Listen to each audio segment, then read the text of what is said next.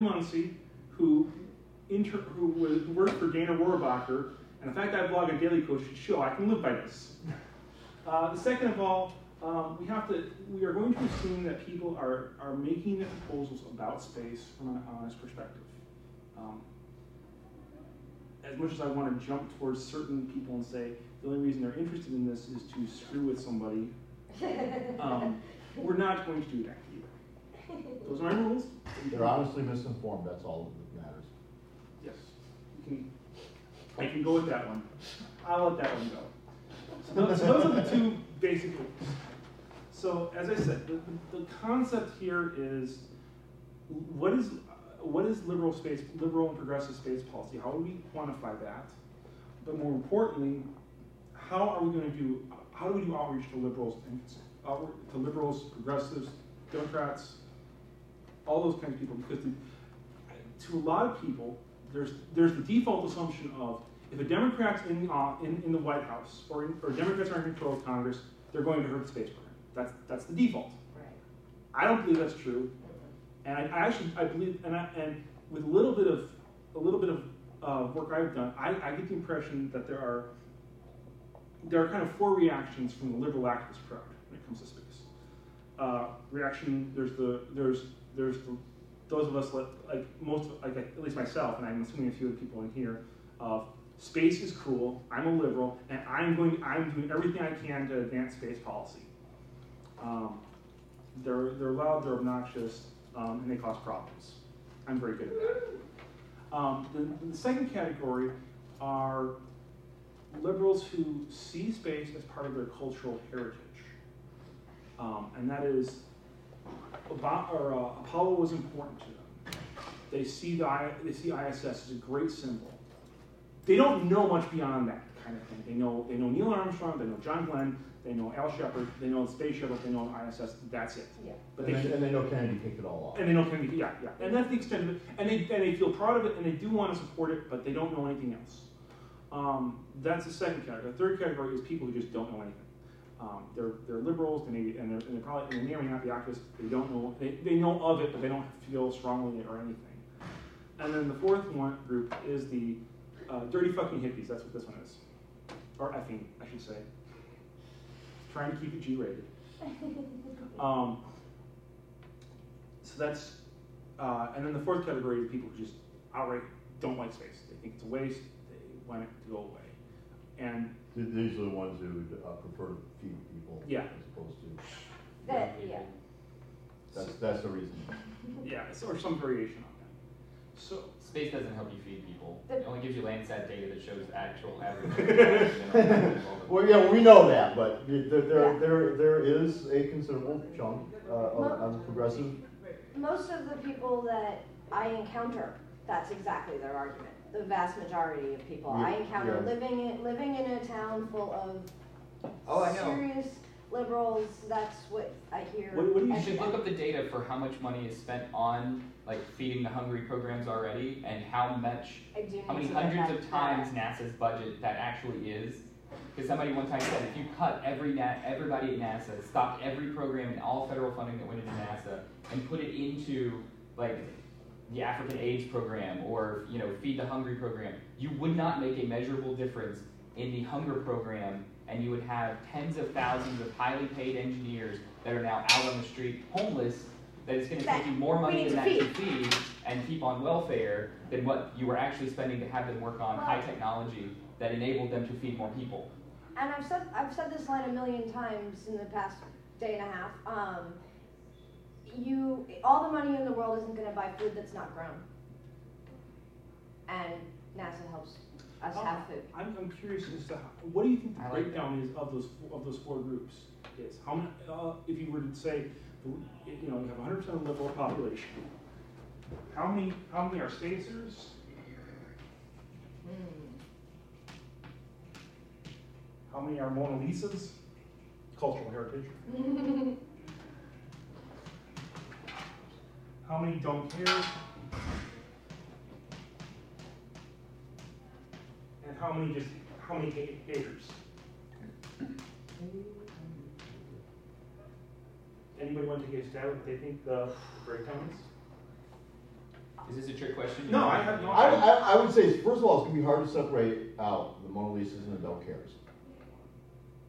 Yeah, it is, because even the don't cares have little spots where they care or don't, or it's kind of a group that fits in together in a lot of ways.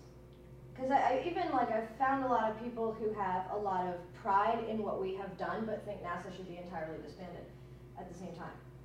They think like, okay, well, we've done all these cool things, and I'm so proud of Apollo 11, and you know what? It's time we get rid of NASA. Because they're not doing anything useful anymore. They're not doing anything adventurous anymore. They're not doing anything we can be proud of anymore.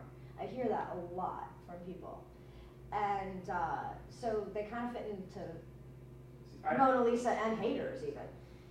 I actually think I see more Mona Lisa. I think there's more spacers and Mona Lisas than I do haters. And I do think the Mona Lisas are actually generally, it's kind of like, there's an aspect of show me something that NASA can do that's worthwhile, and that's out there. There is that out there, and I think that's a powerful current in the Mona Lisa category. Yeah. But I think that we can do that if we act with a little work. Exactly. It's just a matter of communication. I think yeah. So, you know, because I think if we can mobilize the Mona Lisas, we can shut up the haters once and for all, or at least drown them out. And more importantly, I think that gives us a whole new group of people who have never been space activists. Right. Who are then maybe, pushing for, hey, we need more money in the R&D budget. Hey, we should actually fund this crazy thing called Commercial Crew. We should fund this crazy thing called Cruiser. I'm assuming that they're going to agree with me on that's good policy, by the way. I think we get away with that. I mean, which is kind of funny, but well, it has that kind of weird relationship thing. I really acknowledge that. But the flip side is I argue that that is actually doing things like Commercial Crew is going against the whole thing of cost plus contracts, which is what we've had privatization of NASA for 20 years. Yeah. Now we're talking about commercializing. So that's my little spiel on that, and we'll step back from that now. I'm curious. That's why I was curious to see what people think about the breakdowns. I have no idea what the breakdowns. My general thought is this is the biggest group. This is probably the loudest group. Yeah. And this is the second biggest group. And if we can get them to be more closer to the spacers, we win. So that brings kind of to the next topic, which is what do we do? How do we get them? Well, the thing is I see the people I'm talking to most often these days are research community scientists and engineers. They tend to be very progressive, and they also tend to be spacers. Where they're not spacers, they're kind of sort of moving over towards the Mona Lisa part. But they're definitely over in that end, unless they see NASA as taking all their research funding away from them. Hey, Baron. At which point they become haters. So. 2 rules for this one, since you weren't here for the rules.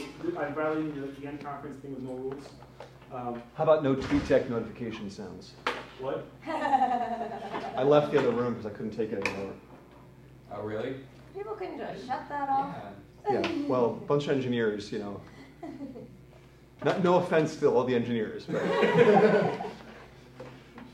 So, but 2 rules are you can't demand that other people change all their politics to agree with you to get good space policy.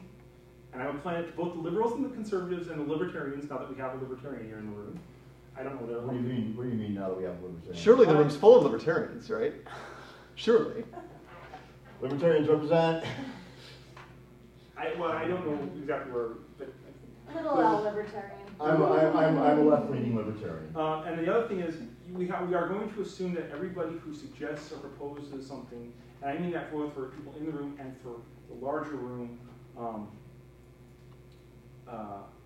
for kind of just at the general audience level, who are they going to? We have to assume that they're being honest. We can't assume that they're just in it to screw over the other person or something like that. Those seem like perfectly good rules. So So, anyway, we were talking a little bit about there's kind of four types of attitudes of liberals. Well, can we just not use that word because they're not liberals? They're the left. They're liberals. No, I'm a liberal, but that's fine. Progressives, liberals, people in the Democratic Party. How about social democrats, whatever? There are spacers, people who are loud, they come to space conferences, those kind of things. Mona Lisas, they see Apollo and space as their cultural heritage, but they don't actually know anything about it, care anything about it. They're proud of it, and they're not opposed to it. They don't know enough to actually have any sort of rational, informed thought process. There's the don't cares, and then there's the hate, and they just don't know and don't care. And then there's the haters who are, and that's kind of a broad spectrum. So I earlier asked, and I'm curious about have Ken and Darren if they want to throw in their thoughts, what the breakdown is. And I apologize for coming in late. This is among the left? Yes. Did you get stuck in the Tea Party I don't know. traffic? I was a little bit. I don't know either. I'm asking if you And the objective is what? The goal here is the question of good liberal space policy, and more importantly, how do we get the liberal activist base, for those of us who prefer leftists or social democrats, how do we get them actively involved in advancing good space policy? Tell them that Glenn Beck doesn't like it.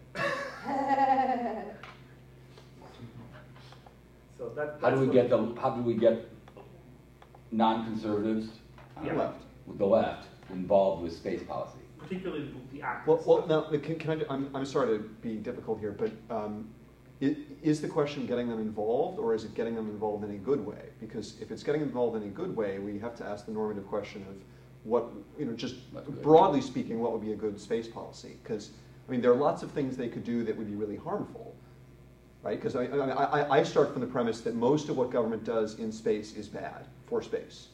So, and if that's the case, getting people more involved in space is actually counterproductive, depending on what they do. Well, I would say, just for the sake of argument here, that the President's proposed budget for FY 2011 might be an example of a good policy. Yeah.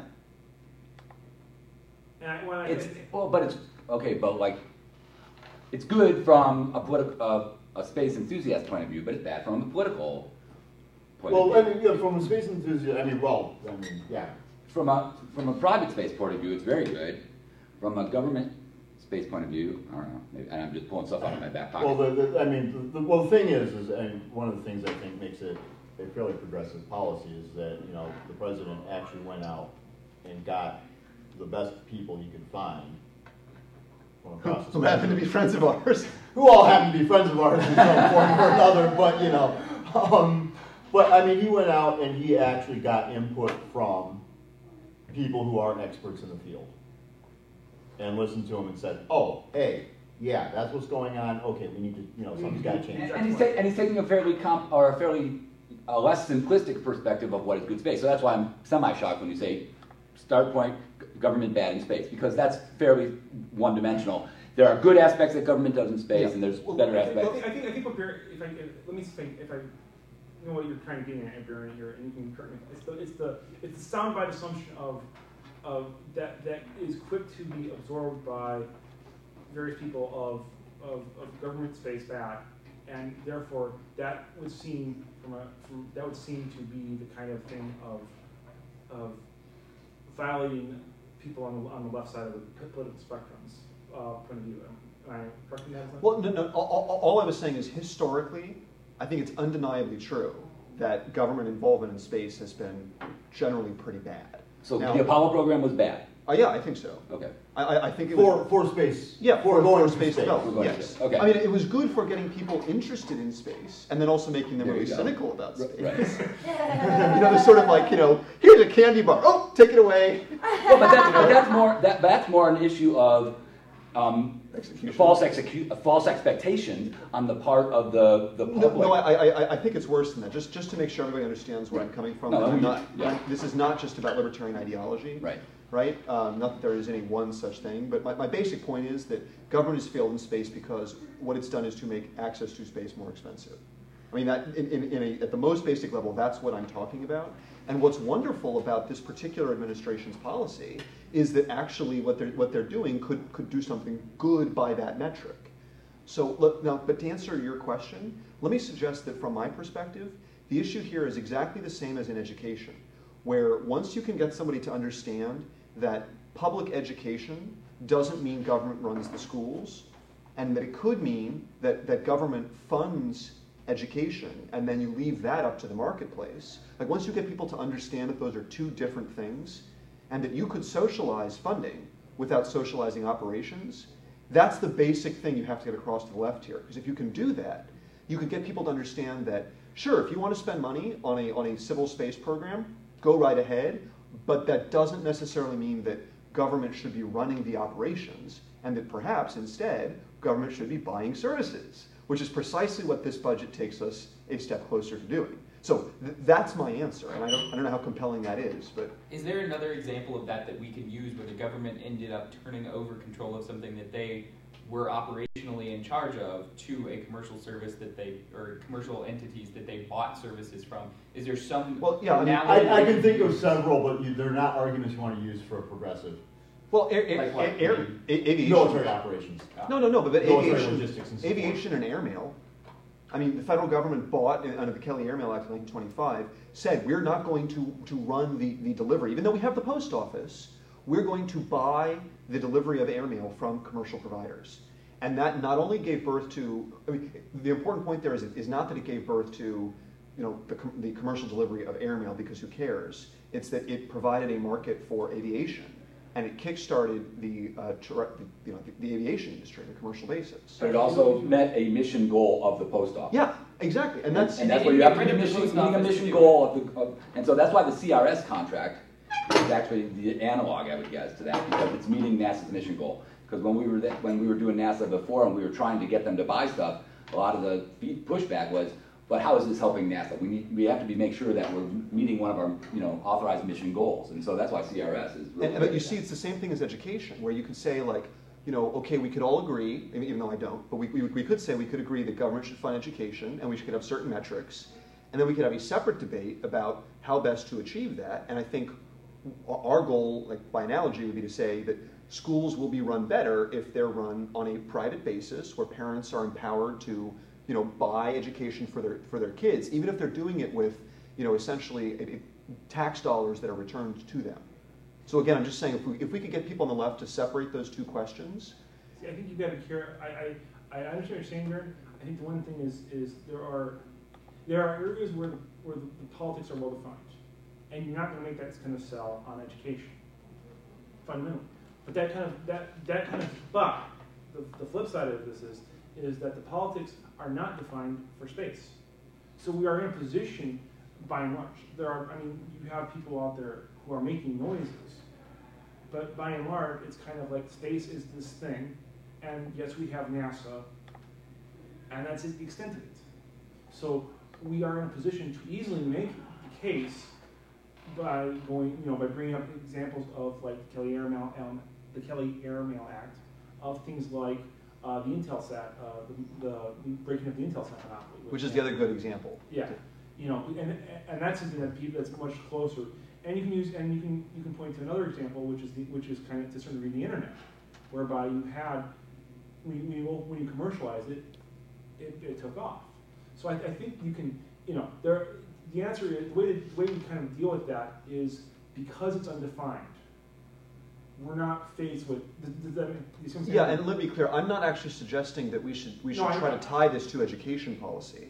I'm simply using this. I think you're using it as an example. Right, because in fact, I take your point that it would be a bad idea to try to tie that to education policy. But I'm saying it's the same conceptual leap that people have to get over. And the good thing is the people inside the administration, who are perfectly good left-wing Democrats, have made that leap.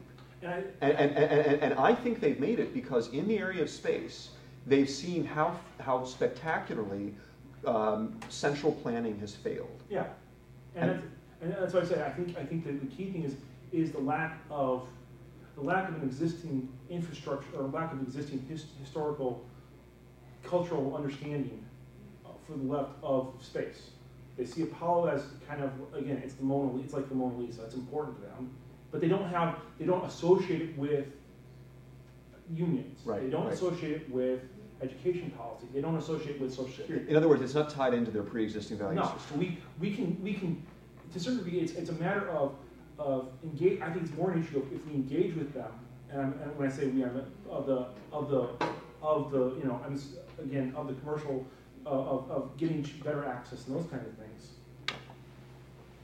But I do want to, in general, I agree with you. I do want to push back just a little bit to say that there is a certain group, especially of a certain age in this country, that actually, for whom space does tie into their value system, who see it as basically part of the Great Society, the New Frontiers concept, and this idea that government can do anything if only we try hard enough. And in some sense, it's what Thomas Sowell, he's the black libertarian economist and political philosopher, who describes all political conflicts as basically a conflict between two visions of the world. The constrained vision, which focuses on the limits of knowledge and rationality and reason and resources and all of those things. And the unconstrained vision, which is all about, you know, basically, to use a catchphrase, yes, we can. Like the idea that we can do anything. Whereas the unconstrained vision would push back and say, maybe we could, but what would it cost? Like, what are the trade-offs, right? So the unconstrained vision tends not to focus on trade-offs. And space, in many ways, is like the best example of the unconstrained vision at work, because, you know, Apollo was all about this idea that, you know, we can do anything if only we try hard enough. And as long as our intentions are good and we pour enough money into it, something good will happen, right? And in fact, you know, it all went basically. That's a fundamental problem in trying to reach out to people on the left who make that association, who look at space in the Apollo mindset. And I would guess that that's only going to be people on the left over a certain age, and that most younger people will not really feel that way. Even those of a certain age, I think actually they would be more interested in you know, seeing stuff happen. And in space. But you really put your finger on the key question: is what's stuff? Because what people have in mind when they think about what could happen in space might be like, oh, I get to watch another shuttle launch on the NASA channel, and that's really cool because my 7-year-old gets excited about it, as I did when I was 7. I sort of assume that's the basic starting point. Okay. And most people actually, in many ways, even though I come from the unconstrained vision, their expectations are too low in space.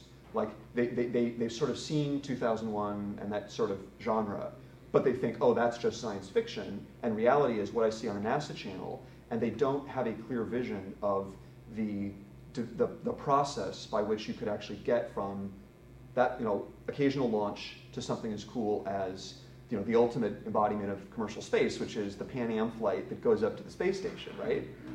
People don't understand how you get from here to there. And maybe that's part of what we need to get across to them. So this brings me up to kind of the big goal here, which we're going to have to go a little bit fast on, is how do we you know, assume for the moment that we have, assume for the moment that we're trying to do outreach based around, is there anybody in here who doesn't think that Obama's budget by and large is pretty good? I'd like to start with that question. Compared to what in relative terms, it's good, yes. Compared to what we've had, let's put it that way. And is there anybody who has a fundamental objection to that assumption as a starting point? Okay, I don't want to jump into the next question.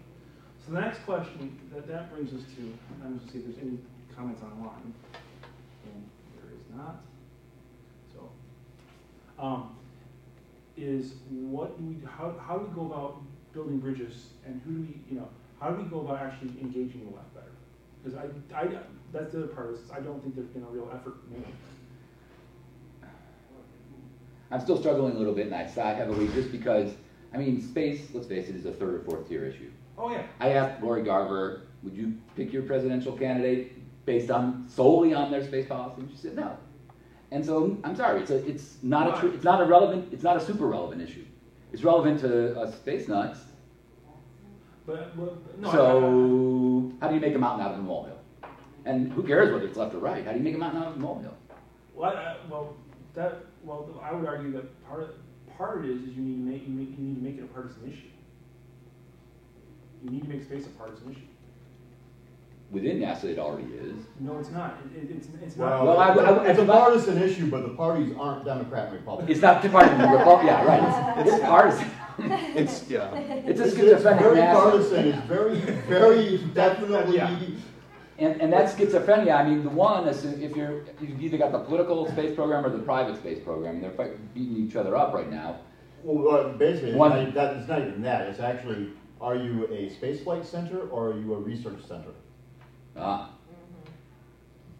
Oh, but that's been going on forever, and that's been going on forever. But the Obama budget really brings that one out.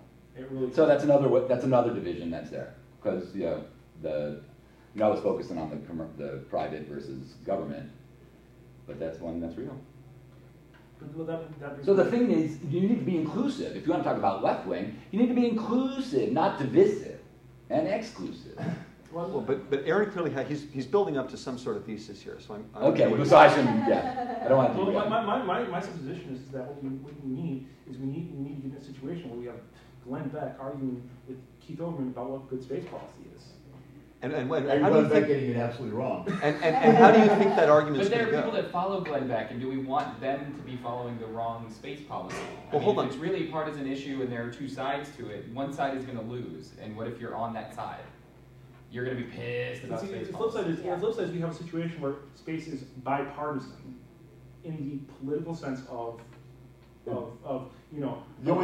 only people who care are the senators and representatives in with those districts in which they have the research center and flight center. It's bipartisan in the fact that nobody cares about it except for this very small people. Okay, so what do you think that dialogue is going to look like? I don't have a good answer. I think part of it is we need to be figuring out what sort of outreach we do to talk to groups like Democracy for America. But what do you gain by turning this into a partisan issue? Attention? I think attention, and I think without the attention, you're not cared about. The only way you get really bipartisan agreement is when there's buildings or planes flying into buildings. Buildings generally don't fly into planes. The healthcare debate showed that. Immigration debate shows that.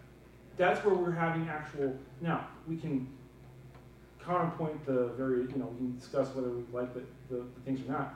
But it's the fact that it's noise and attention, and it's getting the attention. I would submit that. In some respects, we've had a good result with Obama's proposal by getting some of this partisanship. But I guess I question your assumption that noise and attention will lead to better policy, because I don't think that's the problem. In some ways, maybe I can see where you're coming from, because to some extent it's true that the problem right now is the people who care are the ones who are just protecting jobs. So maybe what you're saying is if you had other members who cared about something other than jobs in their district, policy couldn't possibly be worse. So maybe there's something to that, but I'm not sure what the next step is of what a partisan democratic space strategy or policy would look like. I don't think the answer and add one thing is I think you need two partisan tracks. You need one on the right and one on the left. Because like I say, the goal here. So the one on the right is let's be able to drop things on brown people and Muslims, right? So as long as we can do that. Just so we're clear, it was Barron who was saying that. And I'm a libertarian, so I'm not endorsing that. What I'm saying, I'm trying to lampoon the sort of extreme xenophobe on the right, and the one on the left. Exactly. And the one on the left is like let's sit around and hold hands and. It'll be good for teachers' unions or what? When you get into space, you can do whatever you want. Screw everybody in it. And they're left. No. It will be good for the Earth as a whole, the environment, because of the. Okay. Well, no. Now this is serious, because this is something that the Space Frontier Foundation actually tries to play up. That if you read our purpose statement carefully, we try to reach out to people on all sides to say that we think that using the resources of space will not only make people healthier and wealthier, but also make the Earth greener, right? So it's not as that's half the argument of the whole space-based solar power. But it's not just space-based solar. I mean, well, that's but that's the obvious example yes. of you have a nice clean form of energy that's pretty much. But in the longer term, not that this is terribly relevant for today's politics, but it's also things like, you know, obviously if asteroid mining really took off, you would be able to avoid a lot of ecological damage here and a lot of other like really nasty labor practices in places that, you know, that mine things that, you know. Well, right, because we're going to treat people in space so much better than we treat people on Earth. Well, but that stuff realistically is going to be done by robots. I mean, right. you're not. So now you're putting poor African workers out of a job because you've taken and stuck them on an ad. You know, like now that they can be teleoperators in terrible conditions instead of actual. Well, I'm not sure if you're just trying to be funny or if that's a serious. I mean, like, you know, if you say, well, we're going to take all those, you know, people that are in terrible labor practices, and instead of having them do that, we're going to have robots going and mining asteroids. Well, hold on. First of all, that's not what I'm suggesting we say. But second, remember that the people on the left are the ones who don't like sweatshops because they can't stomach the idea that somebody has a job that isn't good enough.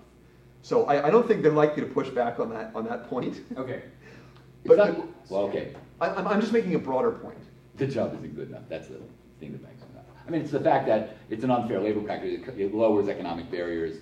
In China, when they lower their job quality thing, that's, I think, what they push back on, not the fact that the job isn't good enough. Well, there's a fundamental. We're not supposed to talk about like actual political disagreements. Oh, sorry. But there's a fundamental disagreement about like what drives wages, right? And basically, the left doesn't believe that it's productivity. They basically believe in the Marxist theory of labor theory of value. That's one of the big conflicts, right? But we don't really need to resolve that, except to say that we might have debates about exploiting robots. but can I suggest an alternative? Robot exploitation should be stopped.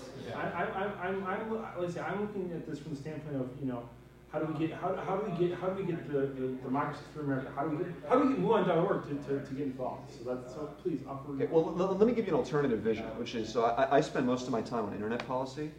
And to me, there are pretty striking analogies, but also contrasts between the evolution of the internet, which we talked about earlier, and attitudes towards the internet and space.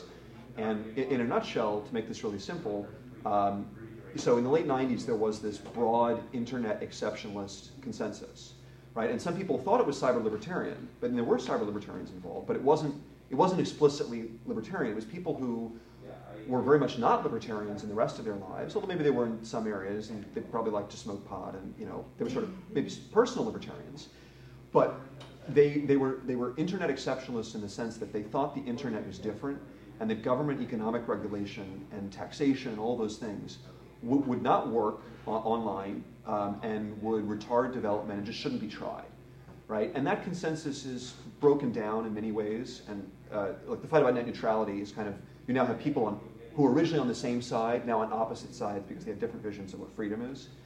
But the point is that, at least for a time, there was this consensus, right? And I think actually if we wanted to talk about building a meaningful political coalition, the best thing we could do, and what is actually developing right now inside the administration, is what I would call, for lack of a better term, space exceptionalism.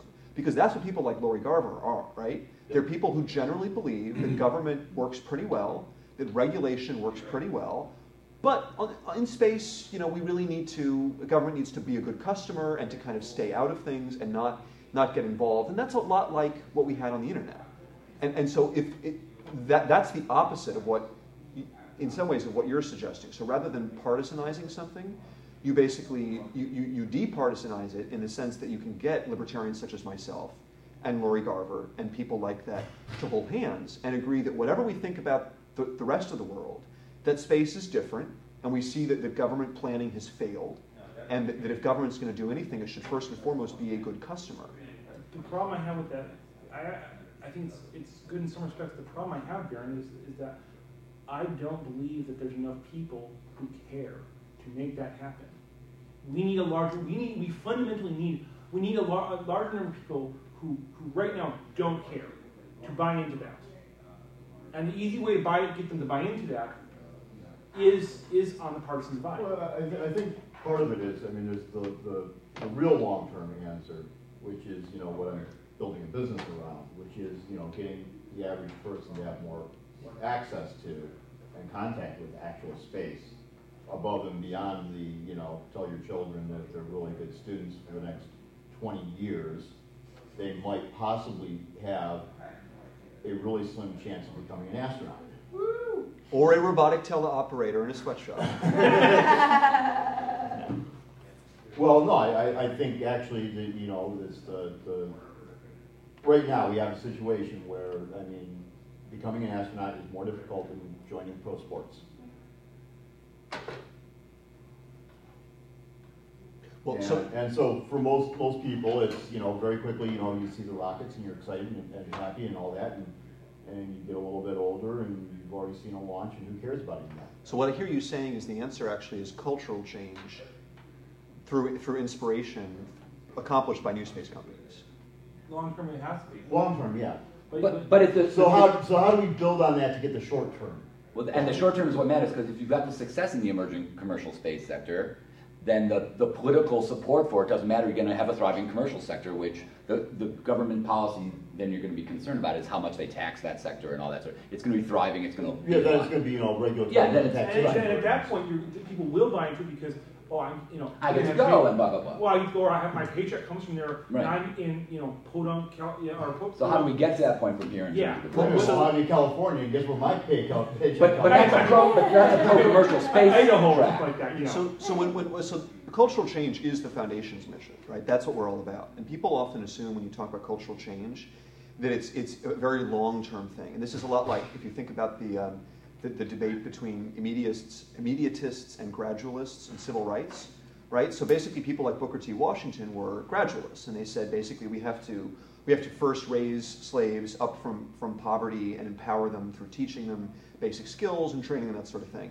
And then they will over time, they will develop a middle class and we'll get voting rights and that kind of thing. And then you had W.E. Du Bois and people who said, we need political action right now, we have to have civil rights, and government has to do it all. And whatever you think of that debate, one of the operating premises was that cultural change would be very slow. And actually, I don't think that's necessarily true anymore, because for at least two reasons. One is the internet, and two is something like new space. And so concretely, when Maston starts flying, when Virgin starts flying, when you have those companies doing those things, my premise is that you will be able to change attitudes about space actually pretty quickly.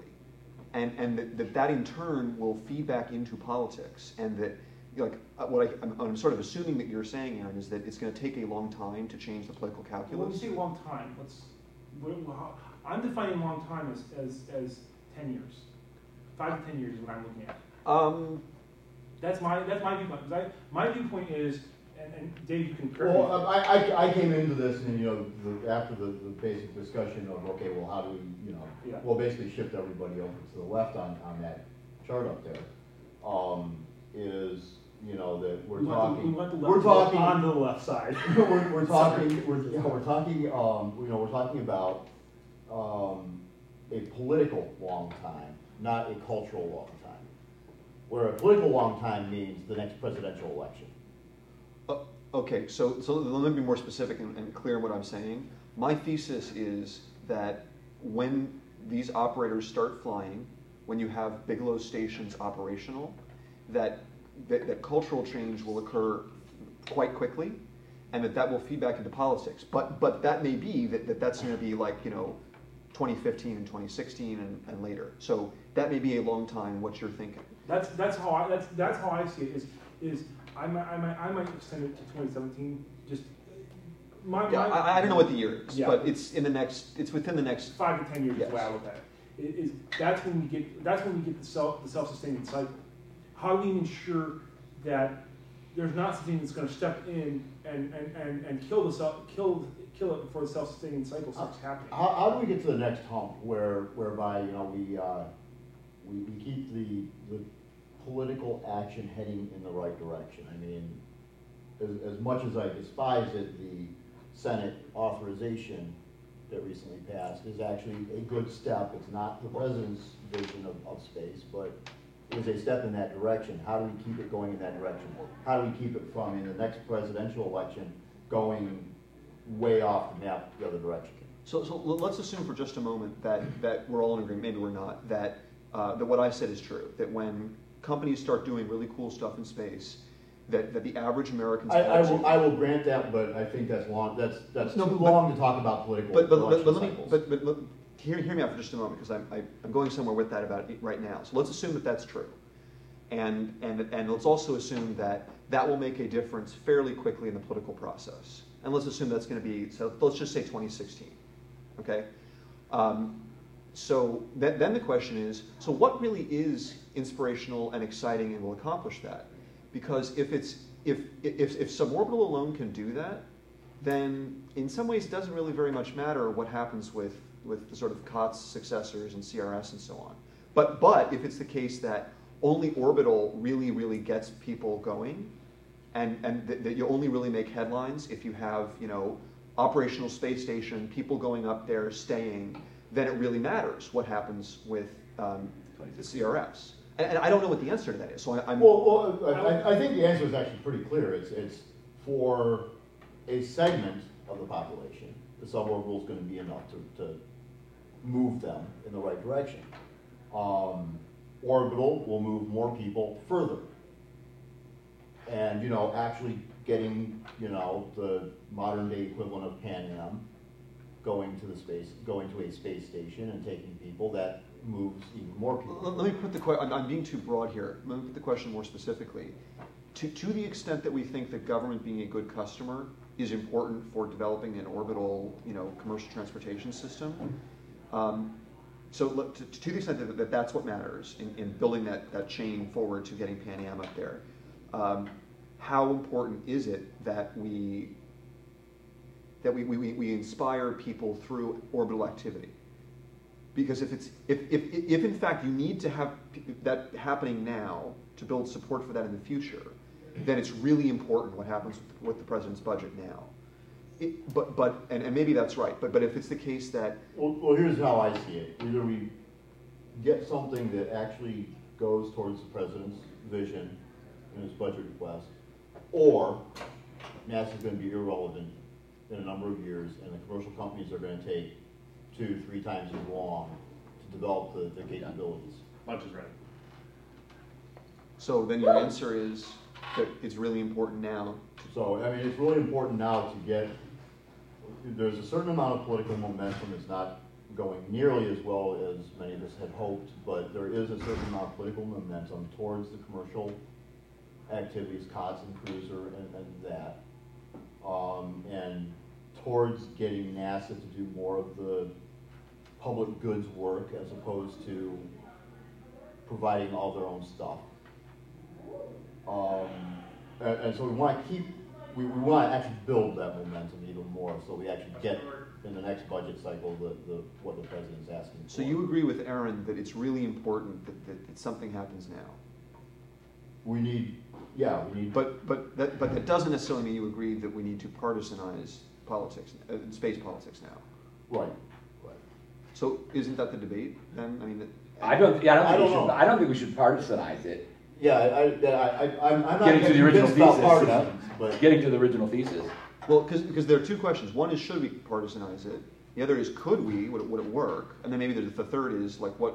Well, he says let's partisanize it to accelerate the awareness and stuff. And what I think, it's either I don't know if partisan is the right word. or just like create a debate, create some lively debate, pro and con, is what you were saying. But it doesn't even have to be pro and con. It doesn't even. See, I kind of view it as it's partisan.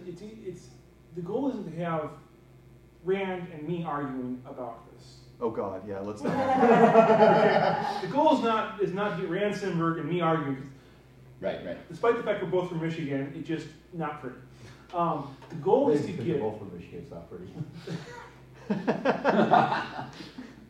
The goal is to get is to get how you can't have. I guess part of my assumption here is at the very minimum you can't do it as a bipartisan message. You have to have a message that will resonate on the left and a message that will resonate on the right.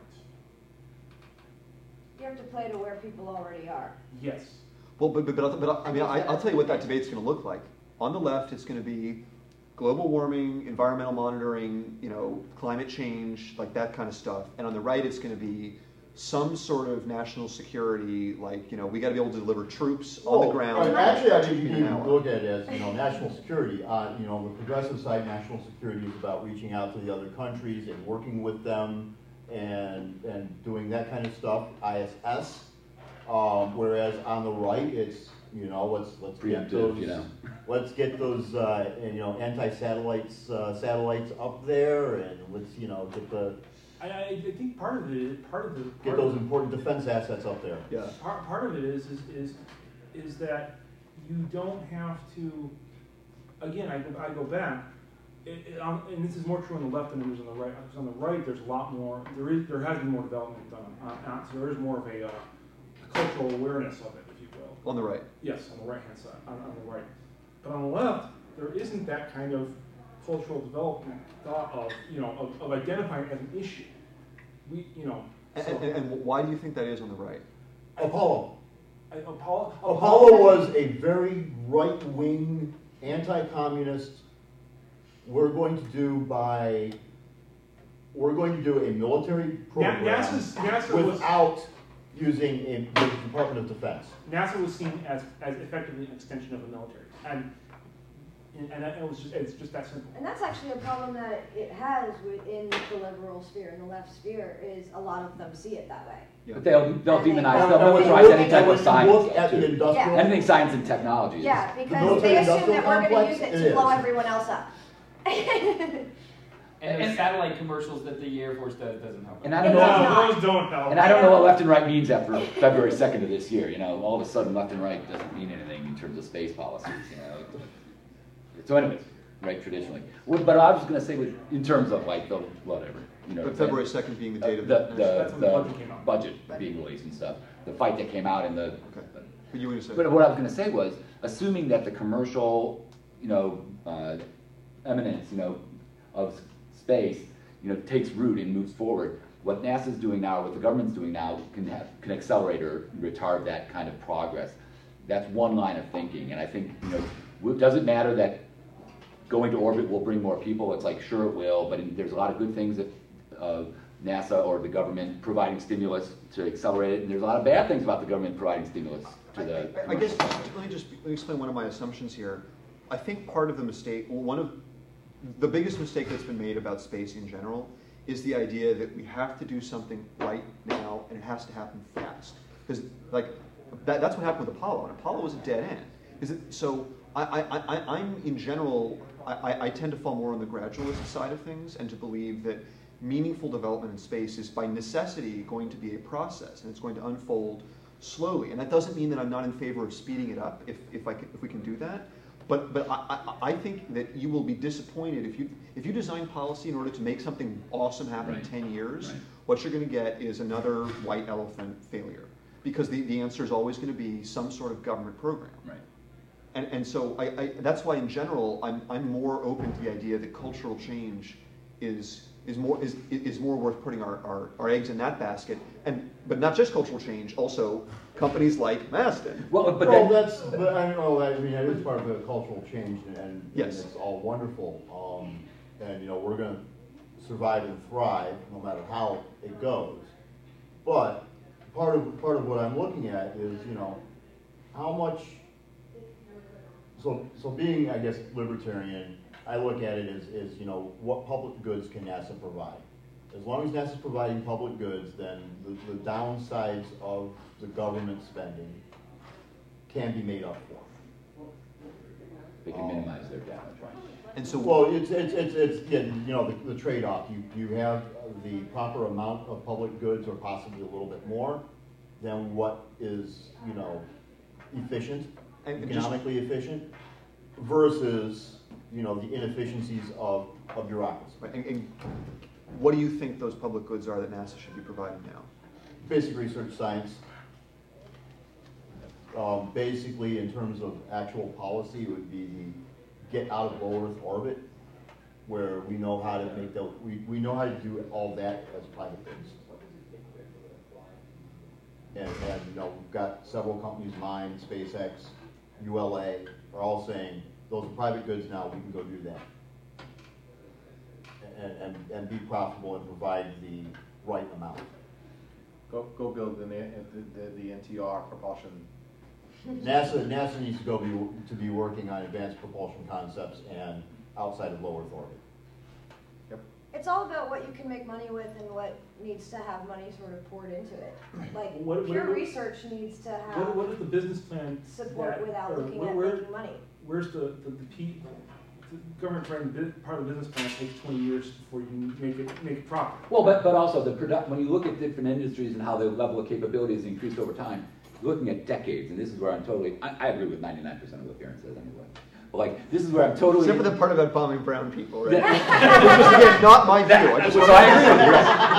But I mean, we're talking decades to get, an increase of performance in an industry. And I'm sad to say it's probably going to be the same for commercial space. So what we're looking at now in terms of NASA and Armadillo and Virgin Galactic, it's probably going to be around for a good 5, 6, 7, 8, 9 years, and then you're going to see the next, it's decades is the time scale here. 5, 6, 7, 8, 9 years. This is launching tomorrow. Yeah, actually 31st or so. Copenhagen. They're hoping to launch tomorrow. Yeah. But anyways, so it's decades we're talking about. So if we can accelerate that through government spending, that's a near-term policy, but you're not going to be accelerating that. And to summarize, we can also retard that through government spending. That's right. So which would force the industry to have stronger roots. So there's actually a good thing, I think, of not having the government policy. Well, we have to be careful because, Beale Aerospace is an example of how not to go about doing that. Well, there's a lot of baggage that goes with Beale Aerospace and things that he may have done wrong that he did. But the point is that you could throw a ton of government money in it and try to accelerate real quick, but then that gives the commercial industry weak legs. I think that also gets to the what's the sort of goes back to your question of what is good policy. We can throw tons of money at NASA and actually build a constellation architecture, and I think that will set private industry back and commercialization of space even further than no money at all. But it maintains the political, equilibriums that our system has. So do we have an answer to Aaron's question before we break? Hell no. No. Wait, we were supposed to come up with an answer? Not necessarily. I'm just trying to figure out what the asterisk means. Farting hippies? Oh, there's so many terms. It's a new propulsion system, farting hippies. That's right. In thrust and trust, she says. Anyways. Well, we also didn't talk about the sort of Jimmy Carter wearing cardigans in space, a la Jerry ONeill, right? I mean, if you go back and look at, I should have brought copies. All the people that were on the metro today when I was coming in here, I would love to see them up on a space station, and then we have some of the, I'm not going to, I don't want to say that, I'm not going to for the sake of trying to avoid, making too many people mad at some point. No, but 3 people are watching on the internet. Yes, but the record is forever. That's right. Okay, we already have the acting yesterday. There was acting yesterday? The miming of your Oh, that's right. By the way, I think a great example of way NASA's technologies and research are being used for, human benefit in a totally unforeseen way. This Chilean mining thing going on totally blows my mind every time I read about it. They've got a second hole now going in there. They've got miniaturized cots, and they send board games down and all this stuff. They're continually sending dominoes and partisan stuff. Whatever the Chileans want, we'll get it to them. And NASA technology will get, meaning of life. Why didn't we just beam it in there with our beaming technology? Use the anti-gravity device to pull rocks out. But I just love it. That story, I can hardly wait till that story comes out in a book. And that's going to be great. And what NASA technologies are they using? Well, it's the research that has been done, both psychological as well as, practical research on long-term duration of isolated, colonies and whatever for Mars. Now they've got psychologists and even down to things like how to exercise and not atrophy so while they're stuck in this cramped space. And I'm not denying that. It's not extraction. It's like getting them to survive and not eat each other. Well, because they've got to get through 2,200 feet of rock. It's going to take them 90 days. And they've got astronauts actually giving them advice on how to survive down there. That's right. It's a life support. It's not. And they got a lot of space. They got a huge volume to live in. But now they're sending water. They're sending miniature sandwiches. They're doing the hole's this big, and that's their entire lifeline. And they've got a second hole that they've just dug, that they've just drilled this big. So they're going to be doing video cons starting tomorrow and all these things. So they can keep in touch with their family. I mean, it's literally going to be like living on the ISS. It is so cool, and that they're keeping these 33 people alive for the next 4 months until they can get them out. And they also said one of the things I learned from NASA was you have to tell them it's going to be 4 months. They didn't want to tell them how long it was going to be. They said you have to give them an end date, and it has to be more like the maximum. Don't give them false hope. It's going to be 2 months. It might be 2 months, but tell them that you think it's going to be 4 months, because when you have a goal of survival, and this is stuff that we wouldn't know if we hadn't had people in orbit. Well, under promise, over deliver. That's the way to go. Pretty good. Exactly. So it's very, and you know, Which ironically is the opposite of what NASA does in general. Right. just to point that out. It is. We're going to send everybody to the moon in 3 years. Fund our program. So I guess what what we you was we would send everybody via telepresence to the moon in 12 years on a robot, but that's not. And when we said years, we meant decades. But you got that right. You know, it was, You got that? Did you get that memo? Yeah, that's what I know it went out. we said 12. Well, we didn't can I, get if anyone's interested, I'm doing a thing at 2 in this room, I think, on what's the civil space program for. I want to go through the purpose statements in the NASA Act. maybe I had put something up for 2, but maybe I'll move to 3. And cause what I want to do is get everybody's data dump on what's the best and favorite websites, space information websites that they use and stuff. How you doing? I'm all right.